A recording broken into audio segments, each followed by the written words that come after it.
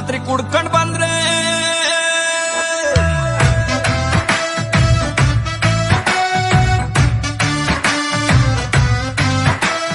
ಭಾರಿ ಖುಷಿ ಮರ್ರ ನಂಗೆ ನನ್ನ ಹೆಂಡ್ತಿ ಕಂಡ್ರೆ